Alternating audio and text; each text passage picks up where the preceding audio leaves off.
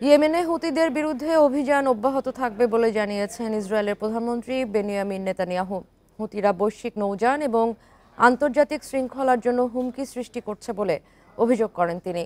Netanyahu এক video বার্তায় বলেন, ইরানের সন্ত্রাসী বাহিনীর বিরুদ্ধে যেমন শক্তিশালী পদক্ষেপ নিয়েছে ইসরায়েল, তেমনি হুতিদের বিরুদ্ধেও ব্যবস্থা নেওয়া হবে।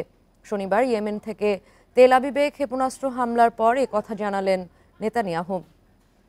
এর আগে বৃহস্পতিবার ইসরায়েল যুদ্ধবিমান দিয়ে ইয়েমেনের বিভিন্ন জ্বালানি অবকাঠামো এবং বন্দর এলাকাগুলোতে হামলা চালায়। কর্মকর্তারা জানান, গাজা যুদ্ধে 14 মাস ধরে হুতিদের চালানো শত শত ক্ষেপণাস্ত্র এবং ড্রোন হামলার প্রতিক্রিয়ায় এই অভিযান চালানো হয়েছে।